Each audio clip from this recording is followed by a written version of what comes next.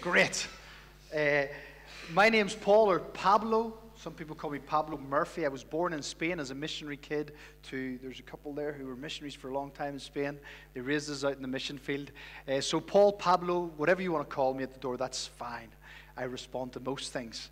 My wife and I, Jenny, we are missionaries in Gran Canaria, and I said this morning, someone had to go.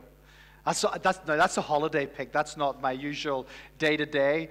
But we left 2.5 years ago, nearly 3 years ago, from pastoring a church in Tobermore. I see some Tobermore folk here. And Noah, he's the eldest. He's 10 years old now. And Sophia's 8. Eva, the one at the bottom there, she's 6. And Ezra, he is the boss, as I always say. He is 3 years old. And it's been a real joy. I don't know if I mentioned it this morning. My wife said to me not long ago, she said, Paul, isn't it just a blessing to have got front row tickets to the God show, to what he's doing? And he's really been doing marvelous things, and it hasn't been easy, it never is. But he's doing a lovely work in the church in Spain. You know, we're working with children in an area which is very difficult, and with teenagers as well, running camps. This is images of the camp, and what a privilege to be able to proclaim the gospel to kids and youth, and see them then transition into the church and be discipled. And it's a real joy. We run food banks. We run all kinds of stuff through a church that's located in an area of 40,000 people, and we're the only church. So I always, when I come home to talk about the work and to speak, I always thank the Lord for the church back home, for you guys who are praying for your missionaries. Don't forget them. Keep supporting them. When you finish your service tonight and you have contact with them, send them a message or an email just to encourage them, because it's always lovely to know when you're out there that you have a family back home, a church that is supporting and sending and praying. So thank you. After all, we're all in the same family, aren't we? And we're in the same army. And sometimes the field takes you to other places, but we're all in the same fight. So I would appreciate your prayers for us as a family. I leave on Tuesday to go back to Gran Canaria. But today I just want to share some things that are in my heart. I don't know what book of the Bible you've been going through, you've been studying in your own devotionals. I know that throughout the summer and into September I started studying and reading the book of Daniel. And it really hit me once again. You probably studied it in Sunday school. And that's where I want to take us this evening. I want to take you to the book of Daniel, because it really has made an impression in my life. I love Daniel. I love the book of Daniel. I love the character of Daniel. For two reasons, most of all. The first reason I love this book is because, and I love this guy, is because of his resolve. It tells us in the Bible that he resolved not to defile himself. And when his entire generation is buckling under the pressure of many things that are thrown at them in Babylon, he decides to stand. He wants to represent God faithfully. And him and his friends do so very, very well. And they suffer. So I love Daniel. I love his resolve. I love his discipline. And later on in Daniel 10, there's a little verse that says that Daniel was just going about his business, and an angel appeared to him and said, "You who are highly esteemed by God." That just stumps me every time. Wouldn't it be wonderful to wake up every morning in life, and I don't know your morning routine, you wash your face, you put your gel on. It takes a lot of gel to get this quiff going. But anyway, and you look at yourself in the mirror and you say, I am highly esteemed by God. He loves me, and he has a work for me and a purpose for me in life. I better get to it. I better get that resolve to represent him. Not in the 6th century BC, because he had Daniel back then, but in the 21st century. And that's who God is looking for. People who will represent him in a generation that has turned its back on God. That's what we're living in. a generation that's turned its back on God. So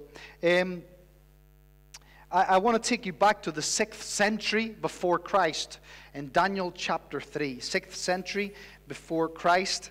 It's 605, more or less, the superpower of the day that's exerting its strength, military strength around the globe is Babylon. It's the Babylonians, and they're sort of always kind of pushing the Jews around. Israel's always been pushed around. This time it's by the Babylonians. And one day, some poor demented Babylonian woman gives birth to a boy, a baby boy, and she decides to call him, wait for it, Nebuchadnezzar.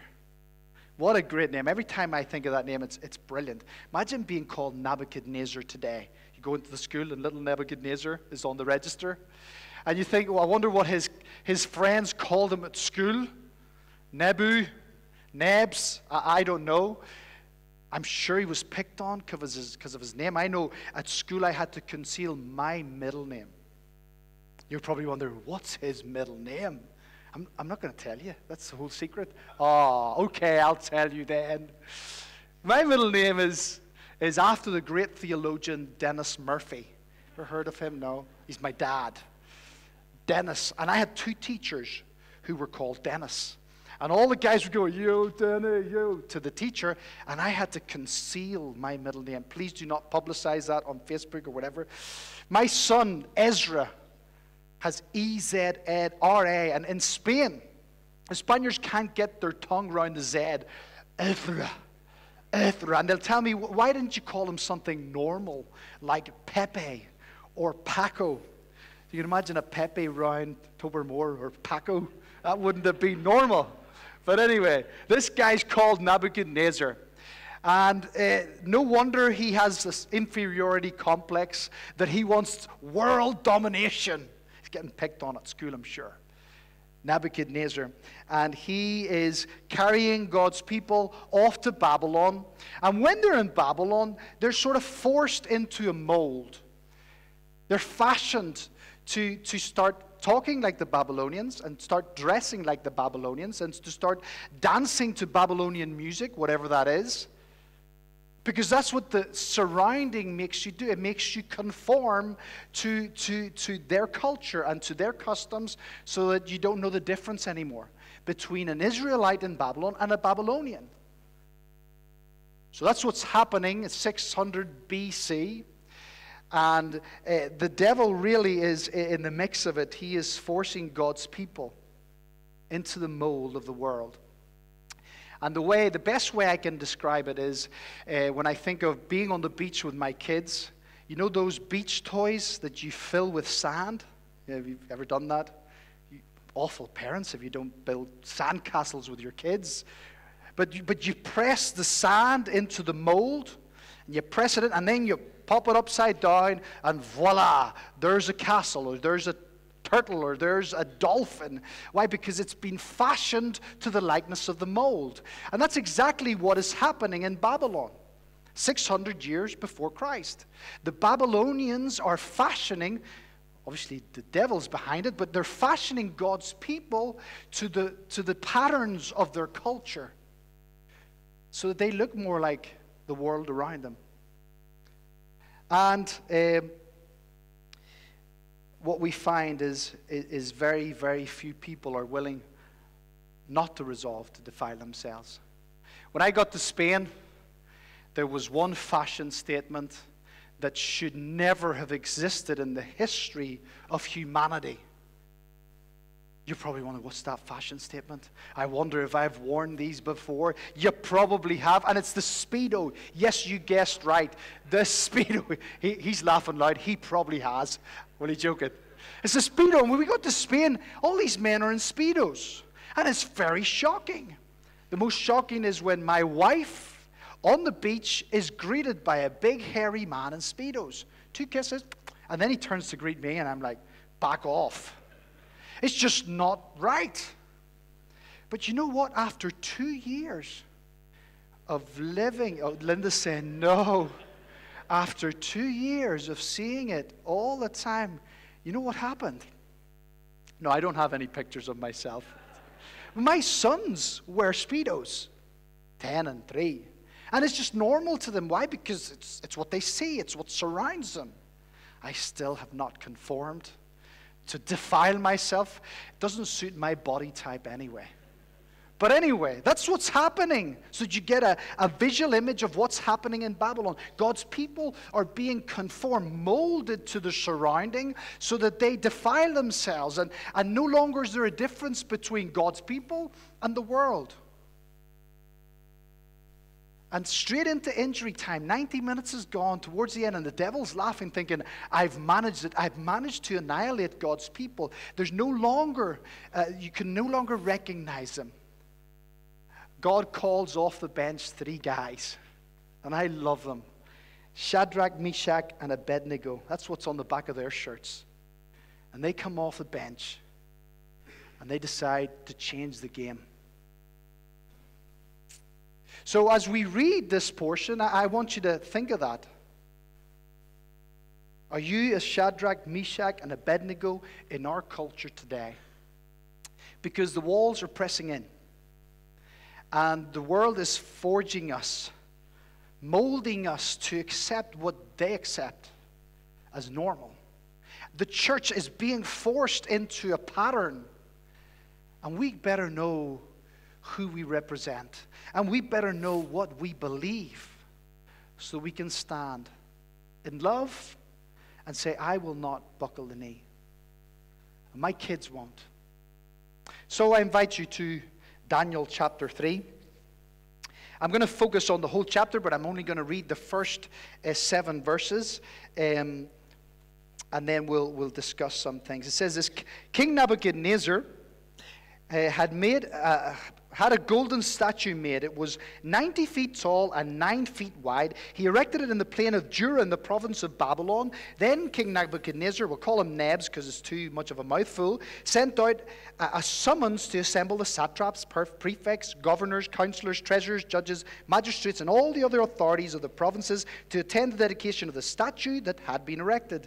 So the satraps, prefects, governors, counselors, treasurers, judges, magistrates, and all other provincial authorities assembled for the dedication of the statue that King Nebs had erected. They were standing in front of the statue that Nebs had erected.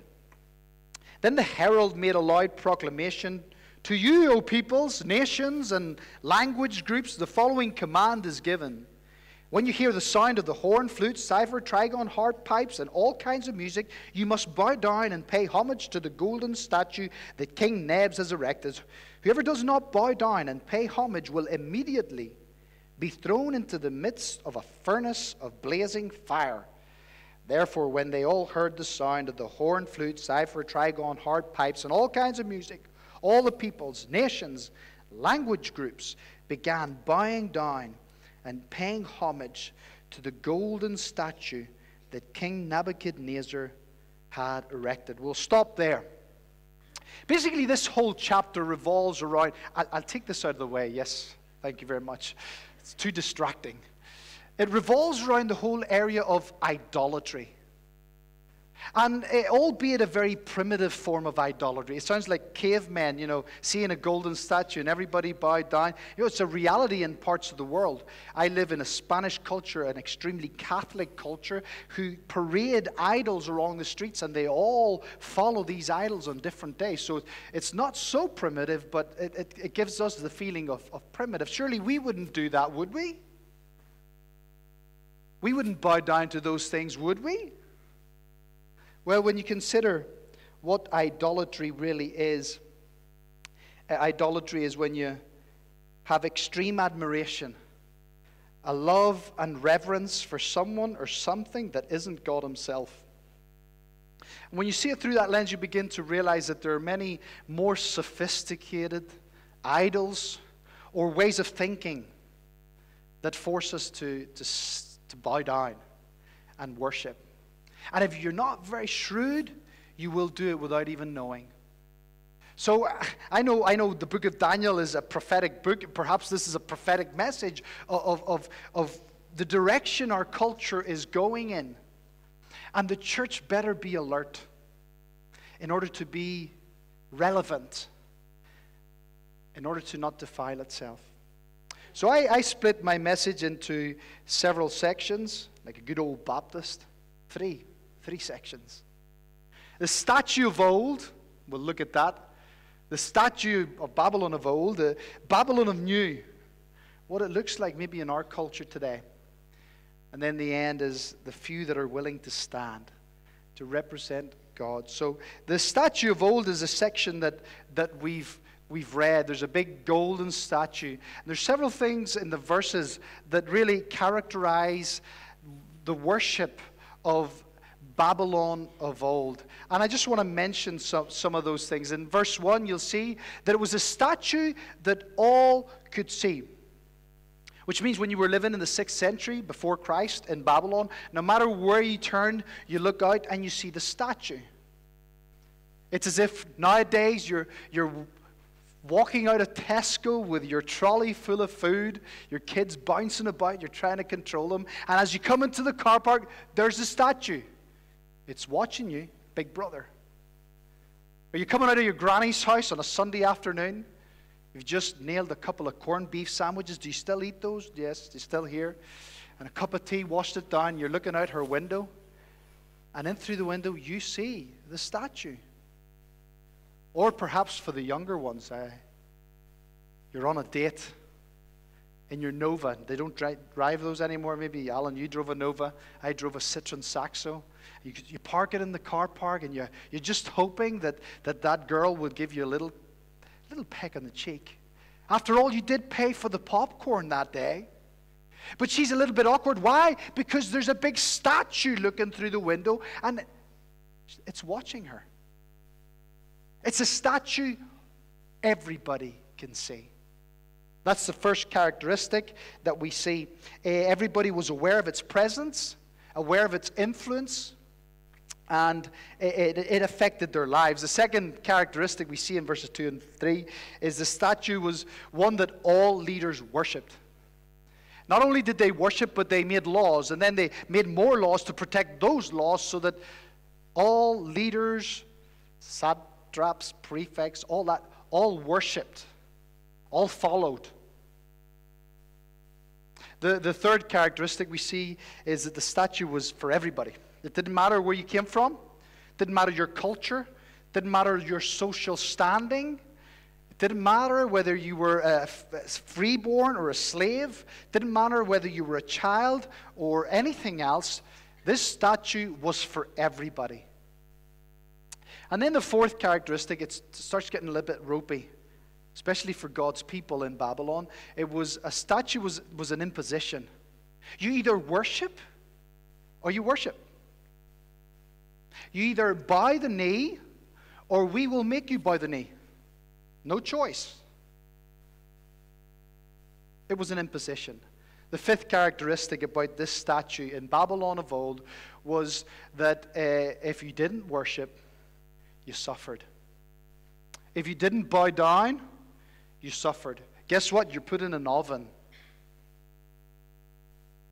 They get rid of you. They silence you if you don't worship this imposition. The funniest thing about kind of this Babylon of old, I don't know if you noticed, but it comes with a little musical tune.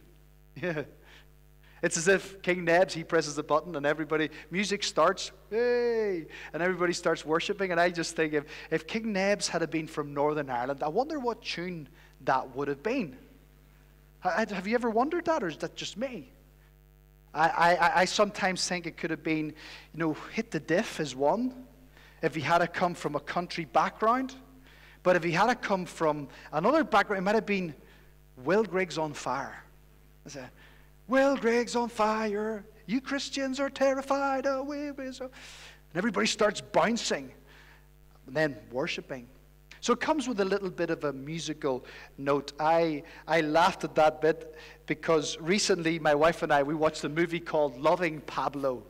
What a great title, eh? Loving Pablo. You'd think she'd written it, but it's not. It's about Pablo Escobar. You remember Pablo Escobar? Yeah, drug trafficking lord in Colombia. I don't know why she wanted us to watch that. Honestly, I am a missionary. I'm not involved in that stuff. But Pablo Escobar, he gets really caught, and he decides, well, instead of extraditing me to the States, I'm going to build my own. Yeah. So he does. Builds his own prison, and it's more like a mansion, and he's running all his affairs from that prison. And one day, Pablo Escobar decides, I've had enough of being a prisoner. I'm just going to escape. So he just escapes, and they're all wondering, how did he get out of his own prison that he built? Through the electric fence. And when they researched it, they realized that he had a switch in his bedroom that just turned the electric fence off. I thought that was brilliant, genius. And King Nebs is a kind of bit like that, a crazy kind of ruler who just flicks the switch, and everybody starts worshiping to the music and bowing down to the statue. And if you didn't, you would suffer. That's the Babylonian statue of old. That's my first point done. You'd be happy. You're thinking, we're getting away early tonight. Babylon of old. But when you flash forward several millennia to the Babylon today, and I'm not talking about the exact location of Babylon in the Middle East. I'm talking about our society, our culture. Let us flash forward. We start seeing a little bit more of the same. The same impositions, the same idolatry, pressing in on us as Christians and as a church. The world today, in our society, still insists in lifting up and championing idols for us all to follow. The world today also has leaders making laws and setting up other laws and guarding those laws so that it leads the masses to worship. In the world today, we have a generation who worships at the altar without even knowing or realizing they're worshiping a not so primitive statue. And most worrying for us today is that if we don't bow the knee and if we don't worship, we suffer. So we've got to be aware of that. We've got to open our eyes so that we don't bow down and conform, but we stand and we represent Jesus Christ. After all, we are the salt and light of this world. And the salt is in the world, and it makes a little bit of a difference. So we as a church better know what we believe and who we stand for. In the multitudes of people in this story, God is just looking for a few. 3, who through them will make a difference in the world around them. Perhaps that's you. But if you don't want to suffer, you know what? You can switch off right now and you won't have to listen to the rest of my message. If you're not willing to suffer, if you're not willing to stand. Because it will happen. There's a lovely passage in 2 Timothy. You can turn there if you want. 2 Timothy chapter 3. And Paul is describing for Timothy the world around him. And as he describes it, you realize this is the sort of world we're living in and we're raising our kids in. It says this, 2 Timothy 3, 1-9. But understand this, that in the last days being the days after the resurrection and ascension, and before Jesus' second coming. Those are the last days. In the last days, difficult times will come. Realize it. Difficult times will come. For people will be lovers of themselves, lovers of money, boastful, arrogant, blasphemers, disobedient to parents, ungrateful, unholy, unloving, irreconcilable, slanderers, without self-control, savage, opposed to what is good, treacherous, reckless, conceited, loving pleasure rather than loving God. They will maintain the outward appearance of religion, but they will repudiate its power. So avoid people like this. A fascinating description that Paul writes. And sometimes you think, well, it must have been just a random list that he sort of picks, but it's not. It's really intentional that what Paul is doing, because he's picking words intentionally. And in a very literary, genius sense, he is pointing them, all these repetitions and words, pointing them towards one word. It's called a chiasm in the structure. You can look that up when you want, but it's pointing towards one very important word, and it's right in the middle of that description, all those 19 terms, and the word is slander. Slander. Slander in the original language is diabolos. Paul is basically saying to Timothy, you know who's behind all this, Timothy? The master puppeteer. You know who's standing there beating the lamb-beg drum as he's taking society away from God? It's the devil.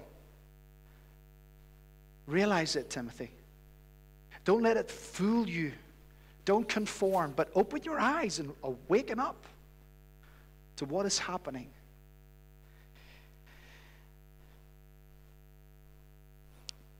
The persecution, the principal culprits in all this is the theory of evolution. You all know that theory? And it is a theory. I always use this as an example of what is a law. A law is that. That's the law of gravity. That's when poor old Isaac Newton was sitting below a tree and an apple bounced off his head, and then he started getting into overdrive, calculating mathematics and physics to prove the law. It's a law of gravity. It can be proven. You can be seen. But evolution is a theory. A theory that requires billions and billions and billions. Just give them more time. And it's a very, very, very, very dangerous theory, because what it does, it removes God out of the equation. It removes the image of God from every person sitting in this room and outside. It basically states that we're just a random collection of chemicals floating and bouncing off each other. No purpose, no direction, no hope. There's no moral absolutes.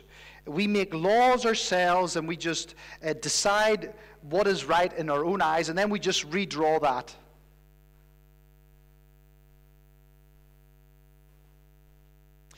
And progressively, things are just changing. No wonder suicide rate is on the increase. No wonder we are known as a pill-popping generation, with depression just spiraling out of control, and young people growing up with no hope and no future because they've been told they're a little bit higher than apes. I read a statement that said, from goo to you via the zoo. So you remove the value, and you're no longer highly esteemed by God, because there is no God. So nobody cares about you. You have no heavenly divine lover who pursues a relationship with you. You take all that, and society begins to crumble. People live with no hope. I mention that as the foundation because I believe so many other ways of thinking are rooted in that one. For example, sex. Ooh, he said sex. Ooh, we'll get a little bit awkward when we talk about sex. But when you tell people that they're animals, then they begin to behave like animals. And that there's no laws that govern a healthy marriage. Sex is an idol that's seen everywhere. You look in any direction and sex sells. Online is breaking up homes. Why? Because every image, pop-ups. I read a newspaper called Marca. It's a Spanish newspaper, and it's a real Real Madrid newspaper. I love it. I'm waiting to see when they're going to sign Neymar. That's my preoccupation. When is Real Madrid going to say Neymar? And then all of a sudden I see some photos of what could be Neymar's cousin. I don't know. But she wants me to click on that. And if I click, more pictures appear. It's so bad that I have a 3-year-old. He loves Peppa Pig. All 3-year-olds love Peppa Pig. And you put YouTube and you bring it up, and all of a sudden Peppa Pig starts in the next video changing, morphing into a different creature. in the sense that suddenly you don't have control over what your kids are seeing. They're just innocently clicking, and it's just in their face. Sex dominates and it intrudes in our homes, and it controls minds. No wonder marriages are breaking up so easily. No wonder young men can't form healthy relationships, because they view it all through the lens of porn.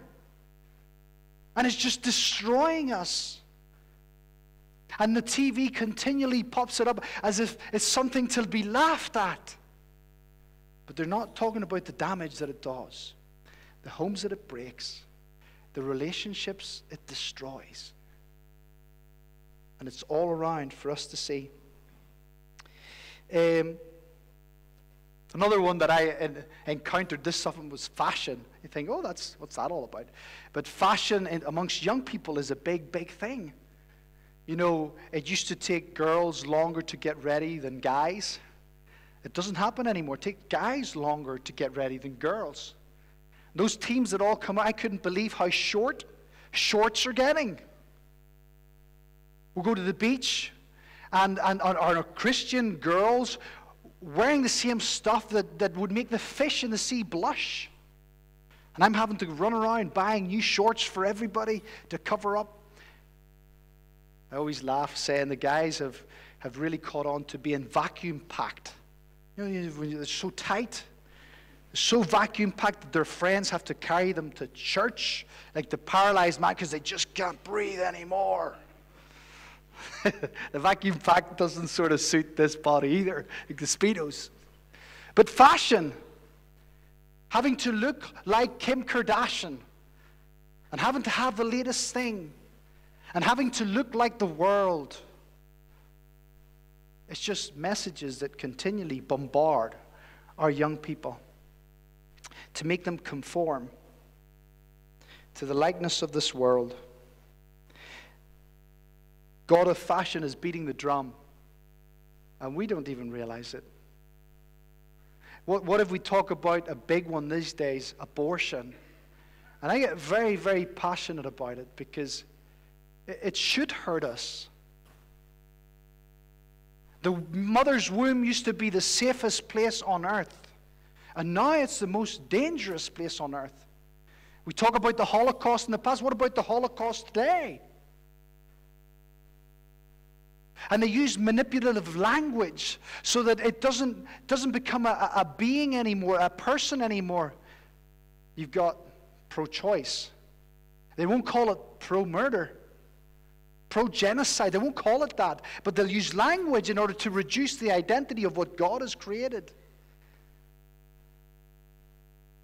And more, it's forced upon us in society. You know what? They never talk about the consequences.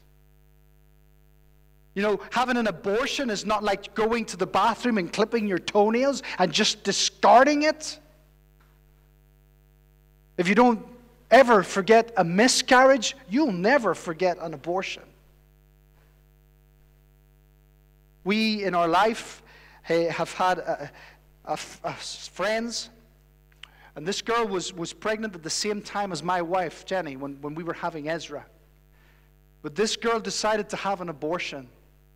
She didn't want to cope with the shame of being unmarried with a child, so let's finish it. And went ahead with it. And you know, every time that girl is in our presence, I see her staring at my son. I see her looking at him. Because she knows. I wonder if mine would be walking and talking like Ezra, bossing me about.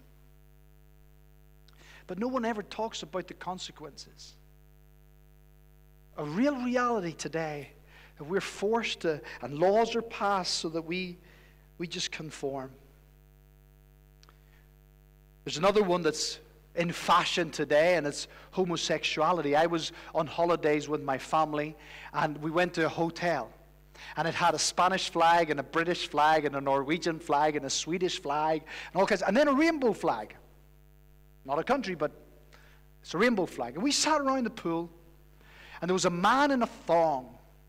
And then there was two ladies who looked more mannish than the man, and they were sort of engaging together around the pool, and a little girl who was about 14, and she was wearing these sort of little bikini under bottoms, but not top. And I sat and I said to my wife, Jenny, we don't belong here anymore. And it's all over. And they call you a homophobe or a hate preacher if you mention that God's will for man wasn't for a man to be with a man or a woman to be a woman. God's will and blessing is upon a man and a woman. How dare you say that? 3 years ago, I was explaining to my son, Noah, 10, well, then he was 3, the difference between a Massey Ferguson and a John Deere. In Tobermore, there's a tractor. What color is it? What sort of make is it? Now, I'm explaining to him why those two men are kissing on the park bench. And that's the reality we're facing in our secular culture in Spain. And it's just being forced upon us. And the church better know what it believes. Because many buckle the knee. Many conform to the patterns of this world. But God's will and God's blessing is very clear for us in Scripture. It's all round. And if you don't, you suffer. If you don't make that cake, you suffer. Your business suffers. You're labeled all kinds of things when you decide to represent God and say, this is what it is for me. It's all around. Another one that's creeping up is the whole gender issue. And I'm not talking about men and women having equal rights. That's not it. I'm talking about when Stephen decides to become Stephanie. The whole world has to watch and clap and watch it on TV. There was an article my sister sent me on the BBC News about a man who's 68, but he feels like a 48-year-old. Yeah, you maybe read it. He said, well, I feel like that, and the doctor says I have the body of a 48-year-old, so I feel that way. Why should I not be 48? And I always think, well, I'm 37, and I'd love to be 65 so I can get my pension. I don't have to pastor a church anymore. I'd be retired at 37 because I feel like that. And every time the boundaries are pushed and the lines are drawn and redrawn, where do we stop? There's a movie came out last year, The Shape of Water. I don't know if you've seen it. It's a love story. And the opening scene is about a girl going about her business, and she lives in an apartment. And in the background, the theaters has a story that's the Book of Ruth. You think, oh, it's a love story. But then as the movie goes on, it's the relationship between a woman and a half man, half fish. So she takes it home and she does whatever she wants with him, and everybody just loves the movie and it wins awards. And the reason it's called The Shape of Water, you know why it's called The Shape of Water? Because water conforms to anything that it's in. If it's a bucket, it takes the shape of a bucket. If it's a bath, it takes the shape of a bath. And it just conforms to whatever's going. The shape of water. I sometimes feel our society is just conforming to whatever's going. And we need to be aware. We need to be alert. We need to know what's going on. What's it pushing? It's pushing bestiality. You always ask yourself, what sort of a message is the TV and these movies trying to give me now as they move the boundaries more and more? And I feel the church needs to wake up and stand up, and above all, it needs to protect its own. It needs to educate its kids. It needs to disciple its young people so that we know what we believe and we know what God has revealed. And if our young people aren't instructed in God's word, well, they'll fall for anything and conform. The shape of water will just be their life. And we'll just become the Babylon of old in the 21st century. But God is looking for 1, 2, 3 people who'll say, no, not us. And that's what we see in this story. Wonderful story. Where all of a sudden 3 men who know, or 3 young men who know what's going to happen if they do not bow down. They know what's going to happen. They decide to stay standing. And they stand out like a sore thumb. And they suffer the consequences. And they're put in the oven. And it starts heating up for them. But as they're put in the oven, as everybody bows, as they put there, a few stand. And God is looking for those few who are going to stand for Him. In our society today, who know what's being bombarded, who know what the Lord has said, and they want to represent Him, albeit in a very loving way, in a gracious way, to win people, not to turn them off. Many bow, few stand. And I think the most breathtaking moment in all this story is when they're all in the oven, the 3 of them. And you know how many are there? You know the story? 4. You think you're not very good at maths, Pablo? No, 3 are there. And that's when in the oven they're aware of God's presence with them. He was always there, but in the moment that they most needed it, He made Himself known, because that's the God that we have. He makes Himself known when we most need Him. But He's always there. And Jesus said to His people, I will never leave you, and I will never forsake you, so don't forsake me. Don't bow the knee to other idols. Be aware of what's going on. Protect, educate your young. For I am there with you in the oven. And it's cranked up and it's getting hotter. We're sweating. What a wonderful verse, and what a wonderful promise that God gives us. The promise of His presence with us today. Just like He was with those men 600 years before Christ, He's with us today. He's with you in the oven of your life, in the darkness of your valley. He is there if you have trusted Christ. I learned this reality, and with this I'll close. Moving from, I guess, the relatively safe context of my surroundings, where I was invited in Tobermore into the schools all the time to proclaim Jesus and sing songs with them. All of a sudden I'm thrown into a secular culture. A culture that has turned its back on God. And I remember within the first couple of weeks, I was lost. I thought, God, did I not hear you? God, what's going on here? I feel lost in this place as a missionary in Spain. I went for a run one morning. I got to the other end of the promenade, and I looked back on the city of Las Palmas, and I just started crying. I think I cried for many reasons, but one was because I felt alone. I felt I hadn't heard the Lord. I began to doubt. I thought, what am I going to do with these 4 kids?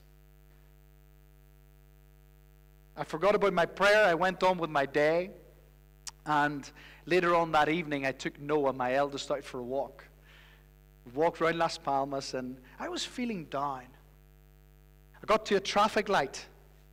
And even though red means stop, I don't know if in Spain it means stop, because everybody was crossing the road.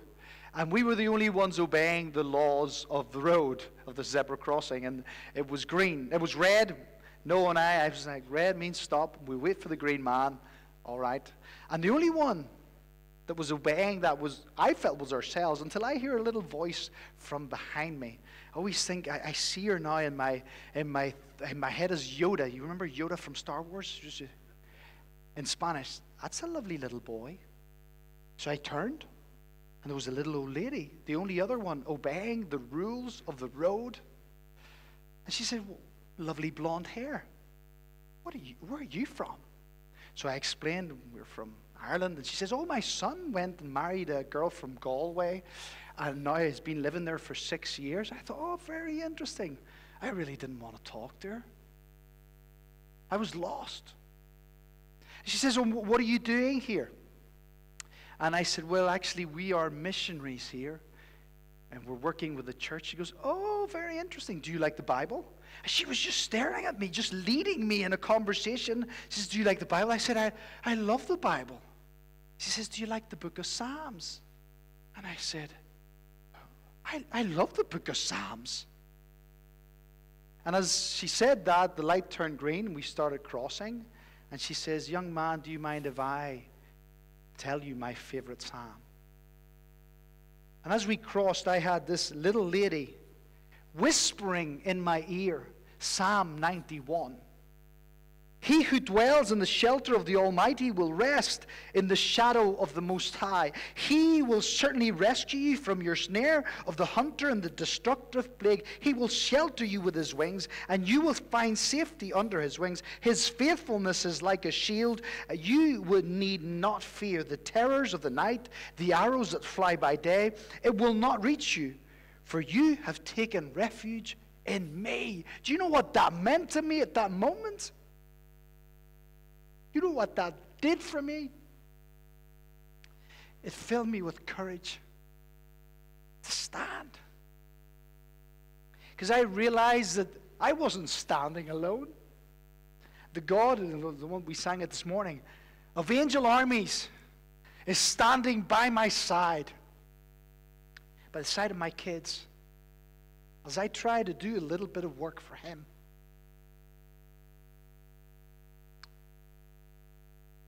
God is looking for those who resolve not to defile themselves by the patterns. This is, don't be conformed by the patterns of this world, but be transformed. Be transformed. And it's going to get harder. But you're not alone. That's the message of it. You're not alone. God's presence is there with you. Who is highly esteemed by God? Those who resolve not to defile themselves in our culture today. Let me pray.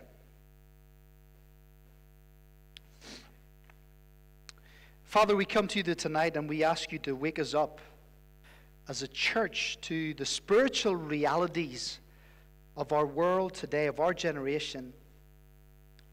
Wake us up to the dangers of the idols that we bow down to. And Lord, we ask you that you will lift the veil from our eyes. Lift the veil so that we can see the leader of the procession beating his drum, calling the world to move away from you. And by your Holy Spirit, give us the strength to stand and that courage that we need to represent you faithfully, with great love, so that we might shine the love of Christ, and that would be the beacon to many who are following that procession, Lord. Start the work in our life by the power of your Holy Spirit. I pray, Lord, personally that you will bless this church as it faces the tides and the waves of its culture here in Northern Ireland, that you would help our little church in Hinammer as it faces this secular wave and it tries to weather the storm. Lord, I pray that above all things that we in the oven will see your presence with us, because your presence is enough. We ask these things in your Son's precious and holy name. Amen. Okay, let's stand together and we'll sing Amazing Grace.